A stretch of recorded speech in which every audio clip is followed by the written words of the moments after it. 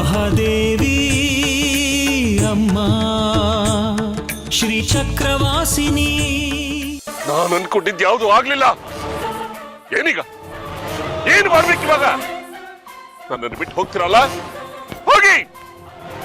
ನಿಮ್ಮನ್ ಮರ್ತು ನಾನ್ ಯಾವ ನರ್ಕಕ್ಕೆ ಹೋಗ್ಲಿ? ನೀನ್ ನರ್ಕಕ್ಕೆ ಹೋಗೋಳಲ್ಲ ಜಾಜಿ. ಆ ಜಗನ್ಮಾತೆಯ ಅಪರಾವತಾರವಾದ ಶ್ರೀಚಕ್ರನ ಭೂಮಿಗೆ ತರೋ ಹೊಣೆ ನಿಂದು. ನೀನು ಆ ಮಹಾತಾಯಿ ಕೃಪೆಗೆ ಪಾತ್ರಳಾದವಳು. ನನಗೆ ಸಿಗದೆ ಇರೋದು ಪರರ ಸ್ವತ್ತಾಗೋದನ್ನ ನಾನು ಸಹಿಸಲ್ಲ. ಅದಕ್ಕೆ ವಾಮಾಚಾರ ಶಕ್ತಿ ಬಗ್ಗೆ ನಿನ್ಗೇನು ಹೇಳಬೇಕಾಗಿಲ್ಲ ಅನ್ಕೋತೀನಿ. ಇದನ್ನ ಪ್ರಯೋಗಿಸಿದ್ರೆ ನಾವು ಅನ್ಕೊಂಡಿದ್ದ ಕೆಲಸ ಹಾಗೆ ಆಗತ್ತೆ, ಇಲ್ಲ ಅಂದ್ರೆ ನನ್ನ ತಲೆ ಹೋಗುತ್ತೆ.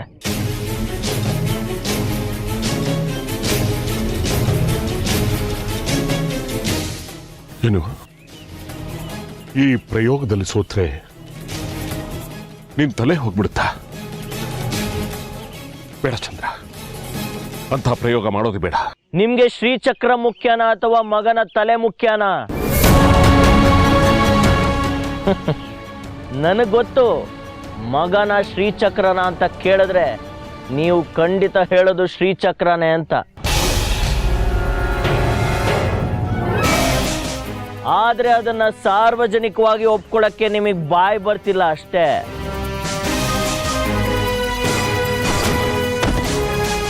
ನನ್ನನ್ನು ಅಷ್ಟು ಕಠಿಣ ಮನಸ್ಸಿನವನು ಅಂತ ಅನ್ಕೋಬೇಡ. ನನಗೆ ಶ್ರೀಚಕ್ರದಷ್ಟೇ ಮುಖ್ಯ ನೀನು ಕೂಡ. ನಿಮ್ಮ ಮನಸ್ಸು ಮತ್ತು ನಾಲ್ಗೆ ಒಂದೇ ಥರ ಕೆಲಸ ಮಾಡಲ್ಲ.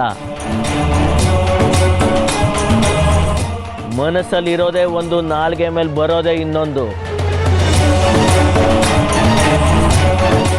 ನಾನಿಂಥ ಅಪಾಯಕಾರಿ ಕೆಲಸಕ್ಕೆ ಕೈ ಹಾಕ್ತಿದ್ದೀನಿ ಅಂತ ಅಂದ್ರೆ ನನ್ನ ಶಕ್ತಿನ ನೀವು ನಂಬಿ.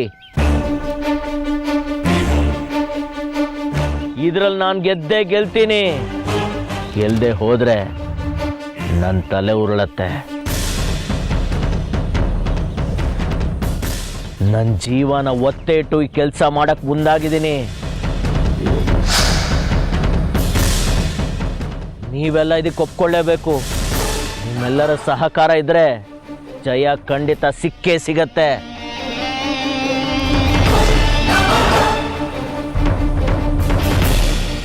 ಸರಿ ಚಂದ್ರಧರ, ನಿನ್ನ ತಂದೆ ನಂಬ್ತಾನೋ ಬಿಡ್ತಾನೋ,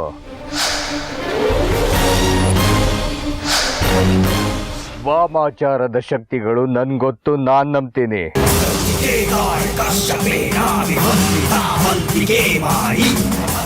ಅದೇನ್ ಮಾಡ್ಬೇಕು ಅಂತ ಹೇಳು.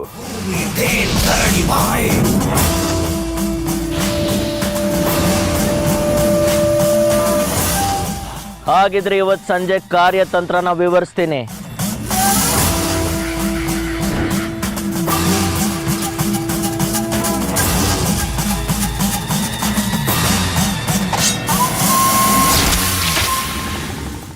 ಸುಂದರಿ ನಮ್ಮನ್ನೆಲ್ಲ ಬಿಟ್ಟು ಹೋಗೇ ಬಿಟ್ಲು.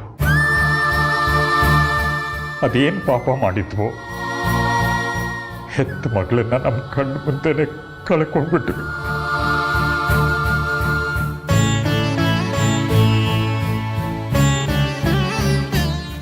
ಆದರೆ ಅಮ್ಮನವ್ರ ದಯೆ,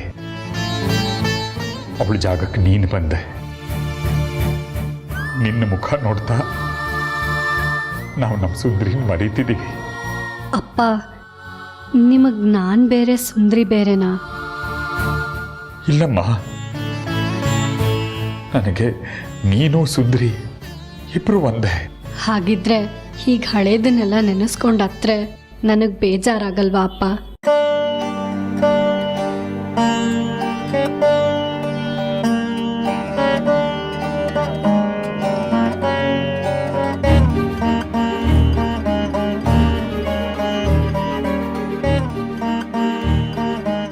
ಅಪ್ಪ, ನಿಮ್ಮನ್ನೊಂದು ಮಾತು ಕೇಳಲ್ಲ? ಕೇಳಮ್ಮ. ಇಲ್ಲ ಅನ್ಬಾರ್ದು.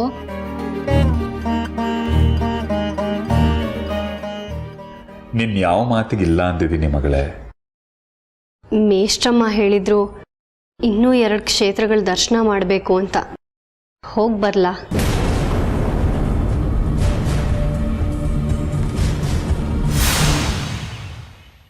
ಐನೋರೇ, ಐನೋರೇ, ಬಂದೆ.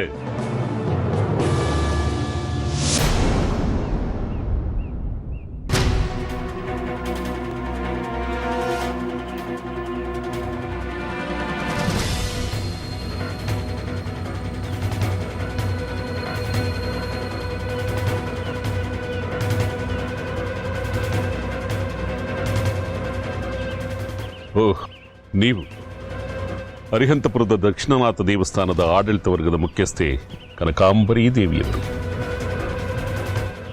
ಬನ್ನಿ. ನಿಮ್ ತಾವ ನಾವು ಅತಿಥಿ ಸತ್ಕಾರ ಮಾಡಿಸ್ಕೊಳಕ್ ಬರ್ಲಿಲ್ಲ, ನ್ಯಾಯ ಕೇಳಕ್ ಬಂದವನಿ. ಮದುವೆಗೆ ಮುಂಚೆನೆ ಪ್ರಸ್ತುತ ಭಾಗ್ಯ ಕರ್ಣಿಸವನಲ್ಲ ಈ ಹುಡುಗಿಗೆ ಆ ನಿಮ್ ಮಗ, ಅವನ್ ನೋಡಕ್ ಬಂದವನಿ. ಕರೀರಿ ಆಚೆ. ನೋಡಿ ಕನಕಾಂಬರಿಯವರೇ, ಇದು ಗೊತ್ತಿದ್ದು ನಡೆದಿರೋ ತಪ್ಪಲ್ಲ, ಗೊತ್ತಿಲ್ಲದೆ ಆಗಿರುವಂತ ತಪ್ಪು. ದಯವಿಟ್ಟು ಇದನ್ನ ಇಲ್ಲಿಗೆ ಮರೆತುಬಿಡಿ. ಹೆಂಗ ಐನೋರೇ ಮರೆಯಕ್ಕಾಯ್ತದೆ? ಆಗಿರೋದು ಚಿಕ್ಕ ಅನಾಹುತ ಅಲ್ಲ, ಒಂದ್ ಹೆಣ್ಮಗಿನ ಮಾನ ಮರ್ಯಾದೆ ಪ್ರಶ್ನೆ. ಹೌದು, ನನಗರ್ಥ ಆಗುತ್ತೆ. ನಾನು ಏನು ಮಾಡಲಿ? ನನ್ನ ಮಗನಿಗೆ ಸಿದ್ಧಿ ಸಾಧನೆಗಳೇ ಮುಖ್ಯ. ಇಂಥ ಸಂದರ್ಭದಲ್ಲಿ ನಾನೇನು ಮಾಡೋದಕ್ಕಾಗುತ್ತೆ ಹೇಳಿ? ಏನ್ ಮಾಡೋದು ಅಂದ್ರೆ ನಿಮ್ ಮಗನಿಗೂ ಇವಳಿಗೂ ಮದುವೆ ಮಾಡಿಸಿ ಆಗಿರೋ ತಪ್ಪನ್ನ ಸರಿಪಡಿಸ್ರಿ.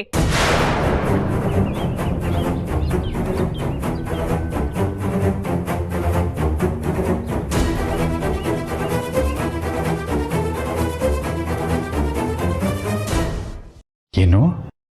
ಮೇಷ್ಟ್ರಮ್ಮ ಹೇಳ್ದ ಹಾಗೆ ನಾವು 3 ಕ್ಷೇತ್ರಗಳ ದರ್ಶನ ಮಾಡಬೇಕಾಗಿತ್ತು. ಆದರೆ ಇದುವರೆಗೂ ಒಂದೇ ಕ್ಷೇತ್ರ ದರ್ಶನ ಮಾಡೋದಕ್ಕಾಗಿರೋದು. ಹಾಗಿದ್ರೆ 12 ಕ್ಷೇತ್ರದ ದರ್ಶನಕ್ಕೆ ಹೋಗ್ಬೇಕಾ ನೀನು?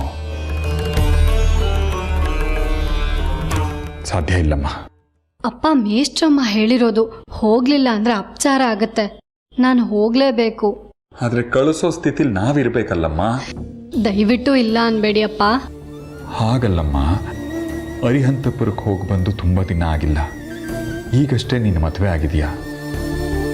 ಈಗ ಮತ್ತೆ 2 ಕ್ಷೇತ್ರಗಳಿಗೆ ಹೋಗಿ ಬರುವಷ್ಟು ಹಣಕಾಸಿನ ಅನುಕೂಲ ಇಲ್ಲಮ್ಮ. ನೀನು ಹೋಗಲೇಬೇಕು ಅಂತ ಹಠ ಹಿಡಿದ್ರೆ ಹೇಗೆ? ಅಪ್ಪ, ಈಗ ಸುಮ್ಮನಿದ್ದು ಬಿಡು ಜಾಜಿ. ಮುಂದೆ ಸಮಯ ಬಂದಾಗ ಅಮ್ಮನವ್ರ ಅನುಕೂಲ ಮಾಡಿಕೊಟ್ರೆ ನಾವೆಲ್ಲರೂ ಒಟ್ಟಿಗೆ ಹೋಗಿ ಬರೋಣ, ಆಯ್ತಾ?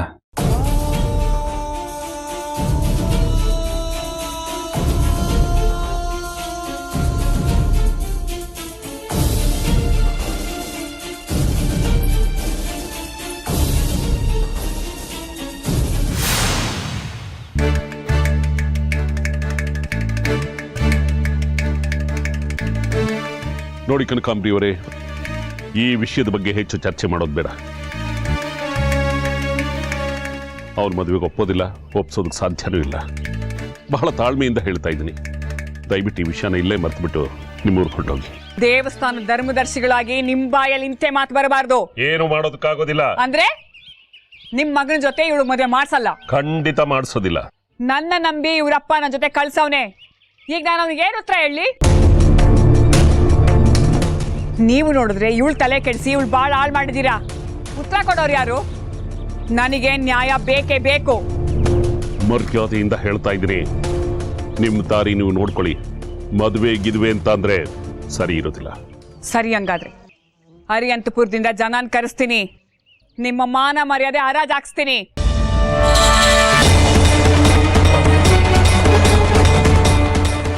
ನಿಮ್ಮವ್ರ ಮುಂದೆನೆ ನಿಮ್ ಘನತೆ ಹಾಳಾಯ್ತದೆ. ನೀವು ನೆಲ ಕಚ್ತೀರಿ, ನೋಡ್ತಾ ಇರಿ. ಬಾ ದೇವಿಕಾ. ನಿಂತ್ಕೊಳ್ಳಿ ಕನಕಾಂಬರಿಯವರೇ. ಈಗ ನಾನೇನ್ ಮಾಡ್ಬೇಕು ಹೇಳಿ? ಹಂಗ ಬನ್ರಿ ದಾರಿಗೆ. ನಿಮ್ಮ ಮಗನಿಂದ ದೇವಿಕಾಗೆ ಅನ್ಯಾಯ ಆಗೈತೆ. ನಿಮ್ಮ ಮಗನ ಜೊತೆಲಿ ದೇವಿಕನಿಗೆ ಮದುವೆ ಮಾಡಿಸ್ರಿ. ಊರಿನ ಜನಗಳ ಮುಂದೆ ದೇವಿಕಾನೇ ಅವನ ಹೆಂಡತಿ ಅಂತ ಒಪ್ಕೋಬೇಕು. ಅಷ್ಟೇ ತಾನೆ? ಸರಿ, ದೇವಿಕಂಗೂ ಚಂದ್ರಾಧರ್ನಿಗೂ ಮದುವೆ ಮಾಡಿಸ್ತೀನಿ. ಈಗ ಸಮಾಧಾನನಾ?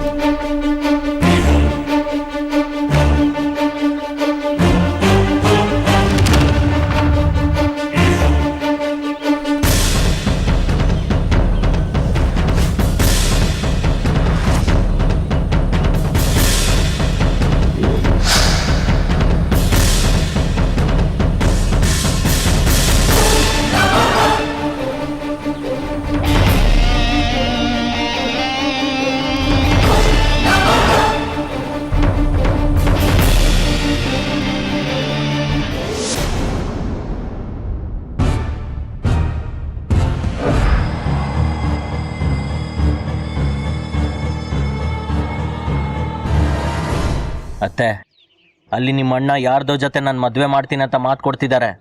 ನಿನ್ ಮದ್ವೆನಾ? ಯಾರ ಜೊತೆ? ಅದೇ ಆ ದೇವಿಕಾ ಜೊತೆ ಅಂತೆ. ಅವಳು ಕಳೆವಳು ಯಾರೋ ಬಂದು ನಿಮ್ಮ ಅಣ್ಣನ ಹೆದರ್ಸಿದ್ಲು, ಮಾನ ಮರ್ಯಾದೆ ತೆಗಿತೀನಿ ಅಂತ ಹೇಳಿದ್ಲು. ಅಷ್ಟಕ್ಕೆ ನಿಮ್ಮ ಅಣ್ಣ ಹೆದರಿ ಸರಿ ನನ್ನ ಮಗನ ದೇವಿಕಾ ಜೊತೆ ಮದುವೆ ಮಾಡ್ಕೊಡ್ತೀನಿ ಅಂತ ಮಾತು ಕೊಟ್ರು. ನನ್ನ ಮದುವೆನ ನಿರ್ಧಾರ ಮಾಡಕ್ಕೆ ಅವ್ರು ಯಾರು? ಅವ್ರಿಗೆ ಯಾರ ಹಕ್ಕು ಕೊಟ್ಟವರು? ಅದಕ್ಕೆ ನೀನ್ ಯಾಕೆ ಆತಂಕ ಪಡ್ತೀಯ? ನೀನ್ ಅವಳನ್ನ ಮದ್ವೆ ಆಗಲ್ಲ ಅಷ್ಟೇ ತಾನೇ? ನಾನು ಯಾಕೆ ಅವಳನ್ನ ಮದುವೆ ಆಗಲಿ? ನನಗೇನು ಬಂದಿದೆ ಕರ್ಮ? ನೀವು ಹೇಳಿದ್ರಿ ಅಂತ ನಾನು ಆ ಪ್ರಸ್ತುತ ಕೊನೆಗೆ ಹೋದೆ. ಅಲ್ಲಿದ್ದಿದ್ದು ದೇವಿಕಾ ಅಂತ ನನಗೇನು ಗೊತ್ತು? ಈಗ ನೋಡಿದ್ರೆ ನನ್ನನ್ನು ಅವಳ ಜೊತೆ ಮದುವೆ ಮಾಡಿಸ್ತೀನಿ ಅಂತ ನಿಮ್ಮ ಅಣ್ಣ ಮಾತು ಕೊಡ್ತಾ ಇದ್ದಾರೆ. ನಾನು ಯಾಕೆ ಅವಳನ್ನ ಮದುವೆ ಆಗಲಿ? ನಿಮ್ಮ ತಂದೆ ಬುದ್ಧಿ ನಿನಗೆ ಗೊತ್ತಲ್ಲ. ಅವನ ಮಾತನ್ನ ನೀನು ನಡೆಸ್ಕೊಡ್ಬೇಕಾಗಿಲ್ಲ. ಅವನು ಕೊಟ್ಟ ಮಾತಿಗೆ ನೀನು ಹೊಣೆ ಅಲ್ಲ. ಈ ಮದುವೆ ಸಂಸಾರಗಳು ನನಗಲ್ಲ ಅತ್ತೆ. ನಾನು ಮಾಡಬೇಕಾಗಿರೋ ಸಾಧನೆಗಳೇ ಬೇರೆ. ಯಾವುದೇ ಕಾರಣಕ್ಕೂ ನಾನು ಮದುವೆ ಆಗಲ್ಲ. ಚಂದ್ರ, ನೀನು ತಲೆ ಕೆಡಿಸ್ಕೋಬೇಡ. ನಾನಿದ್ದೀನಲ್ಲ, ಏನಾದರೂ ಒಂದು ವ್ಯವಸ್ಥೆ ಮಾಡ್ತೀನಿ. ಯೋಚನೆ ಮಾಡಬೇಡ.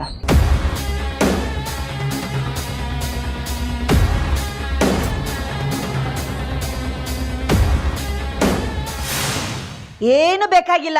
ನೀನು ಯಾವ ದೇವಸ್ಥಾನಕ್ಕೂ ಹೋಗೋದು ಬೇಡ, ಯಾವ ಕ್ಷೇತ್ರ ದರ್ಶನ ಮಾಡೋದು ಬೇಡ.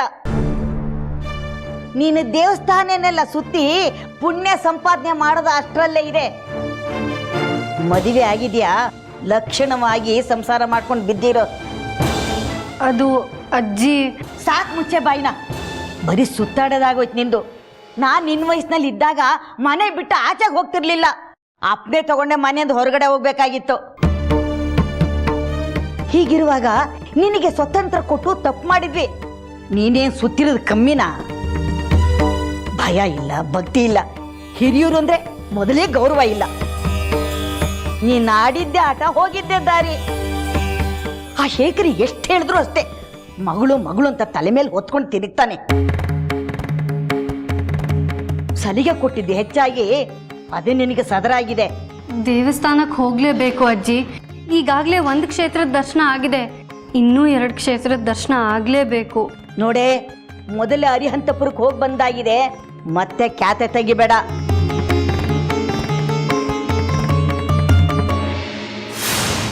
ಒಂದೋ ಶ್ರೀಚಕ್ರದ ಜನನಕ್ಕೆ ಕಾರಣ ನಮ್ಮಲ್ಲೊಬ್ರಾಗಬೇಕು, ಇಲ್ಲ ಜಾಜಿ ಮತ್ತೆ ಬಂಗಾರಿ ಸೇರಬಾರ್ದು ಅಂತ ನಾವು ಮಾಡಿದ ಕಾರ್ಯಗಳೆಲ್ಲ ವಿಫಲವಾಯಿತು. ನಾವು ಮಾಡಿದ ತಂತ್ರಗಳೆಲ್ಲ ಮುರಿದು ಬಿತ್ತು. ಜಾಜಿ ಮತ್ತು ಬಂಗಾರಿ ಸಂಪರ್ಕ ನಮ್ಮ ಕೈಲಿ ತಡೆಯಕ್ಕಾಗ್ಲಿಲ್ಲ. ಶ್ರೀಚಕ್ರನ ನಮ್ಮ ಸ್ವತ್ತು ಮಾಡ್ಕೊಳಕ್ಕೂ ಆಗ್ಲಿಲ್ಲ. ಅವರೀಗ ಶ್ರೀಚಕ್ರದ ಜನನಕ್ಕೆ ಎಲ್ಲ ರೀತಿಯಿಂದಲೂ ಶಕ್ತರಾಗಿದ್ದಾರೆ. ಅದೆಲ್ಲ ಎಲ್ರಿಗೂ ಗೊತ್ತಿರೋದೇ ಚಂದ್ರಧರ. ಮುಂದೇನಂತ ಹೇಳು. ಹೇಳ್ತೀನಿ ಸೂರ್ಯಾಂಶು, ಇಷ್ಟೊಂದು ಅವಸರ ಒಳ್ಳೇದಲ್ಲ. ಮುಂದೆ ಶ್ರೀಚಕ್ರ ಹುಟ್ಟೋದು ಖಚಿತ. ಹುಟ್ಟಾದ್ಮೇಲೆ ಅದು ಅವ್ರ ಸ್ವತ್ತಾಗತ್ತೆ. ಅದು ನಮ್ಗೆ ಮುಳ್ಳಾಗತ್ತೆ. ನಮಗ್ ಬೇಕಾಗಿರೋ ವಸ್ತು ನಮ್ ಕಣ್ ಮುಂದೆನೆ ಓಡಾಡ್ತಾ ಇದ್ರು. ನಾವು ಏನು ಮಾಡಕ್ಕಾಗ್ದರೆ ಅಸಹಾಯಕತೆಯಿಂದ ಕೂರ್ಬೇಕಾಗತ್ತೆ. ಹಾಗಾಗಬಾರ್ದು. ಹಾಗಾಗಲ್ಲ. ಅದಕ್ಕೆ ತಾನೇ ಕಾರ್ಯತಂತ್ರ ರೂಪಿಸ್ತಾ ಇರೋದು. ನಮ್ಗೆ ಸಿಗದೆ ಇರೋ ಶ್ರೀಚಕ್ರ ಅದು ಯಾರಿಗೂ ಸಿಗ್ಬಾರ್ದು. ಸಿಗ್ಬಾರ್ದು ಅಂದ್ರೆ ಅದು ಹುಟ್ಟಲೇಬಾರ್ದು. ಅದು ಹುಟ್ಟಬಾರ್ದು ಅಂದ್ರೆ ಅದನ್ನ ತನ್ನ ಹೊಟ್ಟೆಯಲ್ಲಿ ಪೋಷಿಸ್ತಿರೋ ಜಾಜಿ ಸಾಯ್ಬೇಕು, ಸಾಯ್ಬೇಕು, ಸಾಯ್ಬೇಕು.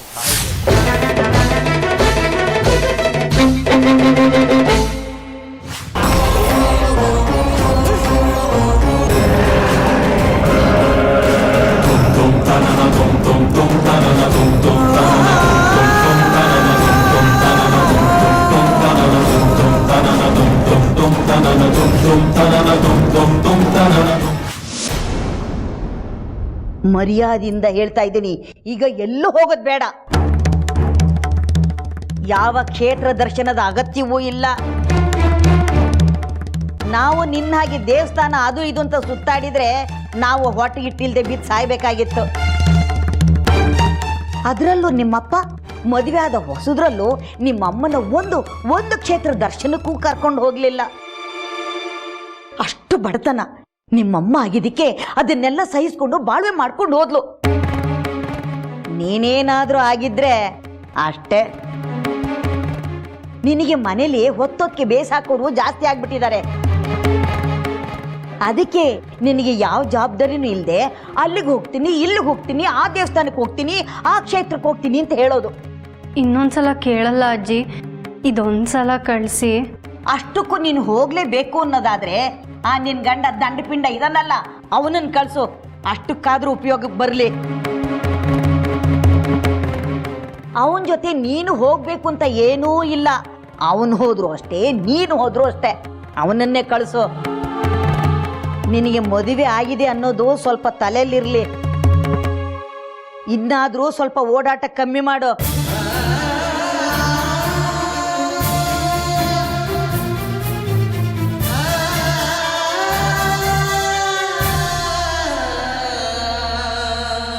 ಏನ್ ಮಾತಾಡ್ತಿದ್ದಾನೆ ವಿರೂಪಾಕ್ಷ ನಿನ್ನ ಮಗ? ಇವನ್ಗೇನಾದ್ರೂ ತಲೆ ಕೆಟ್ಟಿದ್ಯಾ? ಸ್ವಲ್ಪ ತಾಳ್ಮೆಯಿಂದ. ತಾಳ್ಮೆ ಎಲ್ಲಿಂದ ತಾಳ್ಮೆ? ಇವನ್ ಮಾಡಿರೋ ಎಡವಟ್ಟು ಒಂದ ಎಡ. ಶ್ರೀಚಕ್ರ ಹುಟ್ಬಾರ್ದಂದ್ರೆ ಜಾಜಿ ಸಾಯ್ಬೇಕಂತೆ. ಜಾಜಿ ಒಳಗಿನ ದೈವ ಶಕ್ತಿ ಅವಳನ್ನ ಮುಟ್ಟೋಕ್ ಬಿಡಲ್ಲ.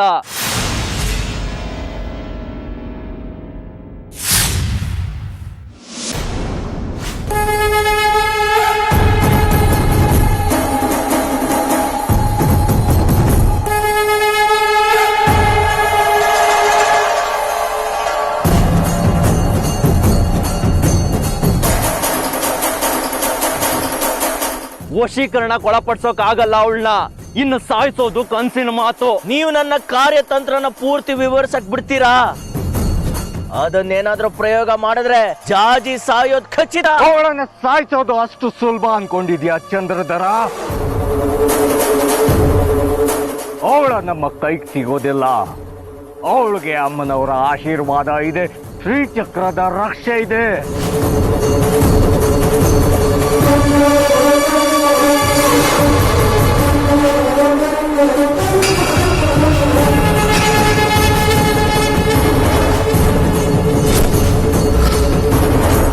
ಚಂದ್ರಧರನ್ನ ಮಾತಾಡೋದಕ್ಕೆ ಬಿಡ್ತೀಯೋ ಅಥವಾ ಪ್ರಶ್ನೆ ಮೇಲೆ ಪ್ರಶ್ನೆ ನೀನೇ ಕೇಳ್ತಾ ಇರ್ತೀಯೋ? ಹೌದು, ಖಡ್ಕಿ ಹೇಳೋದು ನಿಜ. ನಾವ್ಯಾರು ಜಾಜಿನ ಏನು ಮಾಡೋದಕ್ಕಾಗೋದಿಲ್ಲ. ಯಾಕಂದ್ರೆ ನಾವು ಅವಳನ್ನ ಎದುರಿಸಿರೋದು ಒಬ್ಬೊಬ್ಬರಾಗಿ. ನಮ್ಮಲ್ಲಿ ಒಗ್ಗಟ್ಟಿಲ್ಲ. ಮುಂದೆ ಹಾಗಾಗಬಾರ್ದು. ನಮ್ಮ ಎಲ್ಲ ಶಕ್ತಿಗಳನ್ನ ಕ್ರೋಢೀಕರಿಸಿ ಏಕಶಕ್ತಿಯಿಂದ ಜಾಜಿನ ಎದುರಿಸಿದ್ರೆ ಜಾಜಿ ಸಾವು ಖಚಿತ. ಅಸಾಧ್ಯವಾದದ್ದನ್ನ ಮಾತಾಡಿ ಸಮಯನ ವ್ಯರ್ಥ ಮಾಡಬೇಡ ಚಂದ್ರಧರ. ಕೈಲಾಗದೇ ಇರೋರಿಗೆ ಎಲ್ಲ ಅಸಾಧ್ಯನೇ ಕಟ್ಕಿ. ಬಹುಶಃ ನೀನು ನಿವೃತ್ತಿ ಅಂಚಿಗೆ ಬಂದಿದ್ಯಾ ಅಂತ ಕಾಣುತ್ತೆ. ಅದಕ್ಕೆ ವಾಮಾಚಾರದ ಶಕ್ತಿಯನ್ನು ಅನುಮಾನಿಸ್ತಿದ್ಯಾ? ನಾಳೆ ನಾವೆಲ್ಲರೂ ಇದೇ ಜಾಗದಲ್ಲಿ ಸೇರ್ಬೇಕು. ನಾನು ಮಹಾವಾಮಾಚಾರದ ಪ್ರಯೋಗ ಶುರು ಮಾಡ್ತೀನಿ.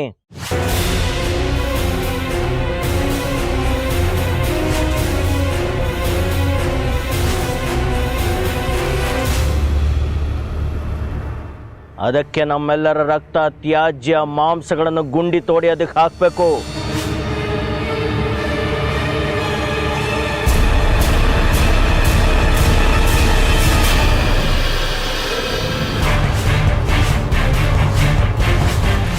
ಆಮೇಲೆ ಶಕ್ತಿ ಪ್ರಯೋಗ ಮಹಾವಾಮಾಚಾರದ ಸಾಧನೆಗೆ ನಾವು ಕೂರಬೇಕು. ನಾವು ನಿರಂತರ 6 ತಿಂಗಳು ಸಾಧನೆ ಮಾಡಿದ್ರೆ ಶ್ರೀಚಕ್ರದ ಶಕ್ತಿಯನ್ನು ಮೀರಿಸೋ ಹೊಸದೊಂದು ಜೀವಿಯನ್ನ ಸೃಷ್ಟಿಸಬಹುದು.